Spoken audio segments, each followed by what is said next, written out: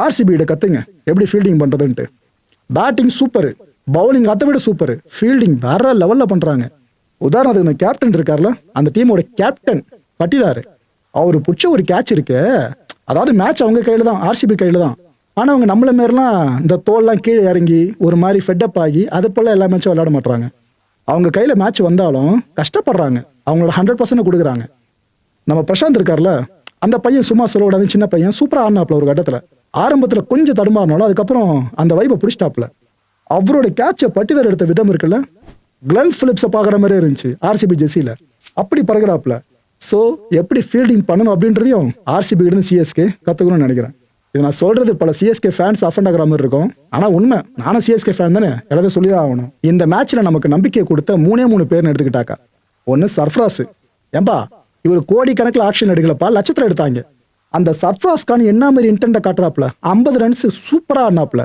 இன்னொரு பக்கம் பிரசாந்த் வீர் 43 ரன்ஸ். நம்ம ஓவர் 10 எடுத்துங்க, மேட்சுக்கு மேட்ச் காப்பாற்ற முற்படுறாரு, 37 ரன்ஸ். இந்த 3 பேருக்கிட்ட மட்டும்தான் இன்டென்ட்டை பார்க்க முடியுது.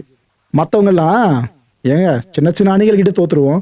ஆர்சிபி ஒரு காலத்துல ஆர்சிபி நம்ம எப்படி பார்த்தோம், இப்ப எப்படி பாக்குறோம், அப்படிதான் எல்லாரும் பாக்குறாங்க. நல்லா அண்ணா இருந்து அப்பேற்பட்ட டீம் கிட்ட நம்ம என்ன பண்ண முடியும்னு மற்றவங்க எல்லாம் ஒதுக்கிட்டாங்க. அவங்களோட பர்ஃபார்மன்ஸ் அவ்வளவு கேவலமா தான் இருந்துச்சு. இதுல ஒரு விஷயம் உங்களுக்கு கிளியர் கட்டா புரியுதா? ஆக்ஷன்ல அதிக தொகைக்கு ஒருத்தர் கொடுத்து எடுக்கிறோன்ற ஒரே காரணத்துக்காக அவர் பெஸ்ட் பிளேயரா நம்ம கன்சிடர் பண்ணவே கூடாது. இது யாருக்கு பொருந்ததோ இல்லையோ, சிஎஸ்கே டீமுக்கு கரெக்டா பொருந்தும். அப்படின்னா என்ன ப்ரோ, அடுத்த டோர்னமெண்ட்லாம் பார்த்தீங்கன்னா இந்த 2 பேரை ரிலீஸ் பண்றோம்னு கேட்டீங்கன்னா, இது மற்ற டீமா இருந்தா இல்ல பண்ண மாட்டாங்கன்னு சொல்லலாம். நம்ம சிஎஸ்கே டீம் ஆச்சு. இது போல கொஞ்சம் சொதப்புறாங்கனாலே எவ்வளவு கோடி எடுத்திருந்தாலும் அடுத்து எப்ப ரிலீஸ் பண்ணணும் யோசிக்க ஆரம்பிச்சிருவாங்க. அந்த தப்பை திருப்பி பண்ணுமான்னு கொஞ்சமாச்சு யோசிங்க. பேக் பண்றது பேர் போன டீம் நம்ம, அதை கொஞ்சம் யோசிச்சு பாருங்க. ஏன்னா நம்ம டான்சிங் ரோஸ், ட்ரிபாத்தி, அப்புறம் தீபக் ஹூடா, அப்புறம் சங்கர், இத்தனை பேரை வச்சு நம்ம அவ்வளோ அசிங்க போட்டிருந்தோம் போன முறை. அப்புறம் கைட்டு விட்டாங்க. இப்ப இந்த சின்ன பசங்க நம்பி எடுத்திருக்காங்க, கொஞ்சம் வாய்ப்பு கொடுங்க, ஒரு நேரம் தட்டி விட்டுற வேணாம்.